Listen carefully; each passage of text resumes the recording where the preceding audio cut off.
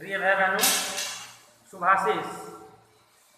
आज के इस वीडियो में कक्षा नवम इतिहास विषय के अंतर्गत पाठ 2 यूरोप में समाजवाद एवं रूसी क्रांति के बारे में अध्ययन कर रहे हैं। यह वीडियो इस पाठ का पहला भाग है। इस वीडियो के अंतर्गत आप सभी आज यूरोप में सामाजिक परिवर्तन के युगों के बारे में अध्ययन करेंगे, अर्थात यूरोप में सामाजिक परिवर्तन के युग का प्रारंभ श्री गणेश कब हुआ, कैसे हुआ, इस पर हम चर्चा करेंगे। और समाजवाद के आगमन से पूर्व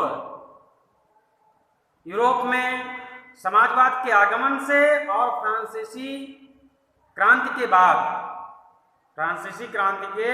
बाद और समाजवाद के आगमन से पूर्व यानी पहले ये बीच के कालखंड में यूरोप में किस प्रकार के सामाजिक परिवर्तन की भावना जन्म ले रही थी, किस प्रकार की विचारधारा चल रही थी, इसके बारे में अध्ययन करेंगे।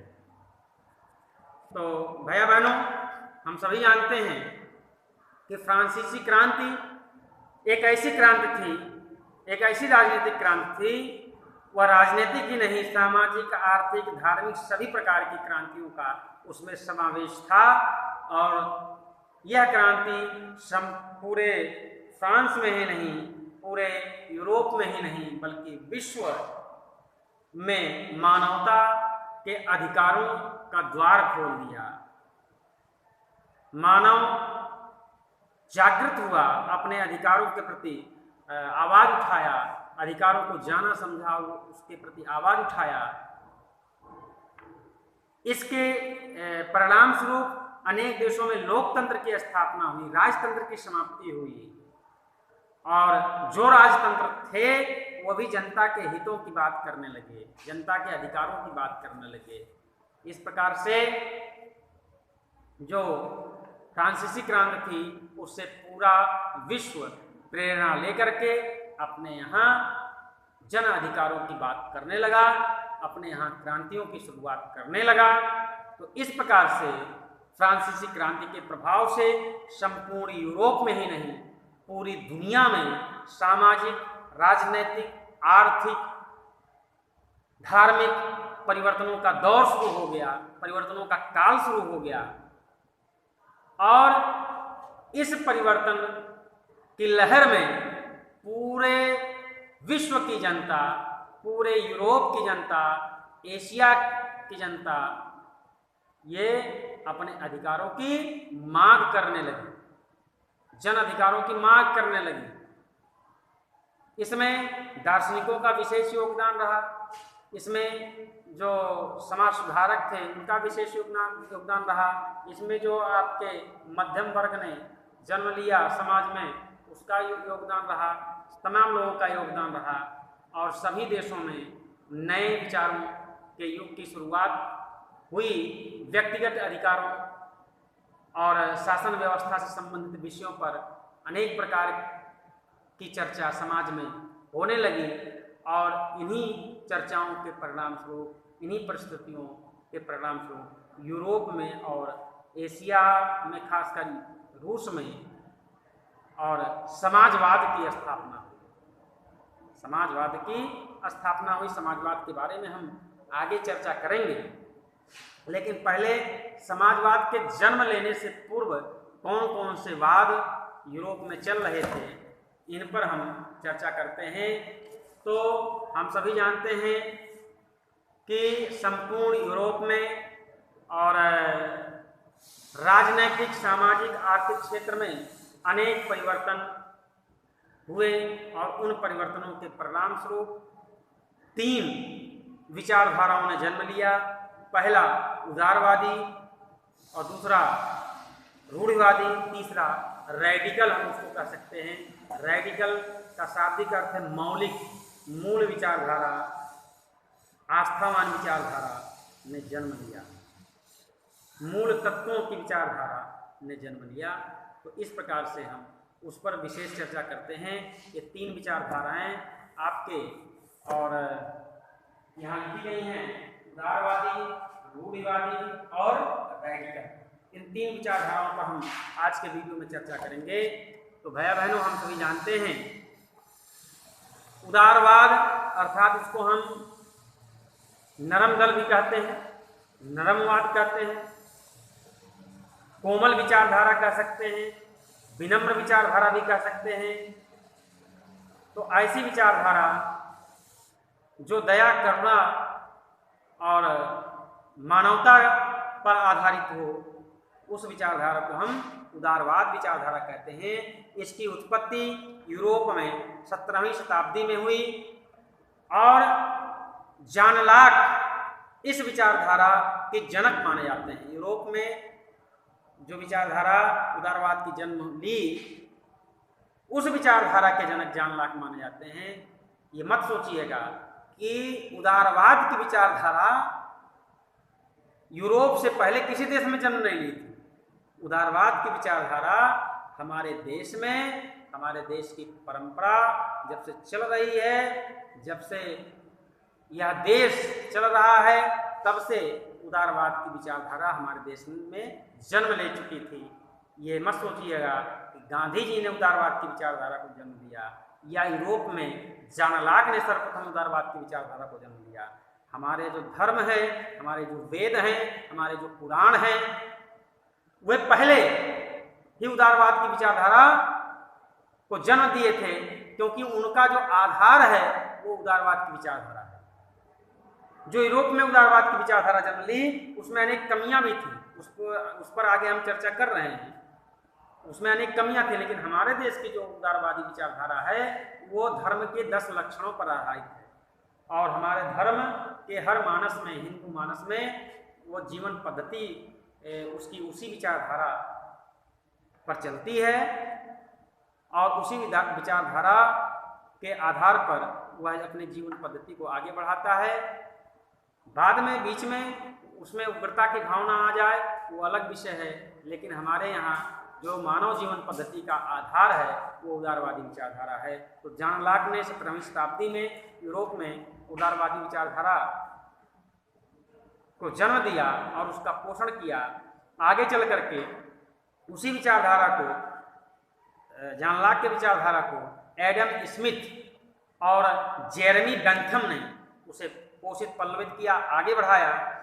यह उदारवादी विचारधारा वह विचारधारा है जो व्यक्तिगत स्वतंत्रता का समर्थन करता है।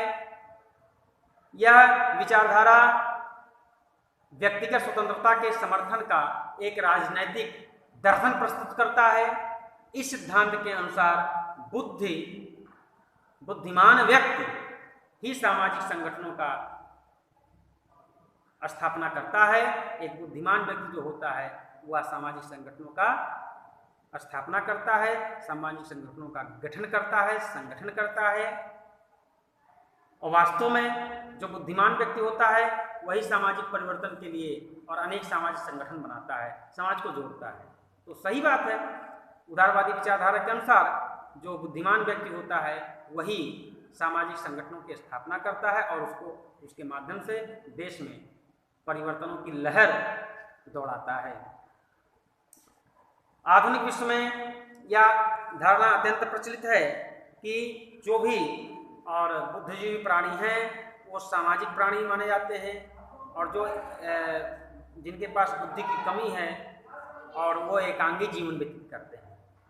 तो आगे चल करके इस विचारधारा के अंतर्गत ये लोग जो होते थे उदारवादी लोग, एक ऐसे राष्ट्र की कल्पना करते थे, एक ऐसे राष्ट्र का निर्माण करना चाहते थे जहां सभी धर्मों को सम्मान मिले और सामाजिक क्षेत्र में सभी वर्गों को समान दृष्टि से देखा जाए, चाहे वह उच्च हो, चाहे वह नीच हो, चाहे वह अमीर हो, चाहे वह गरीब हो, चाहे वह किसी जाति का हो, सबके अंदर समानता का भाव समान दृष्टि से सभी देखे जाएं राज्य अथवा सरकार की नज़र में।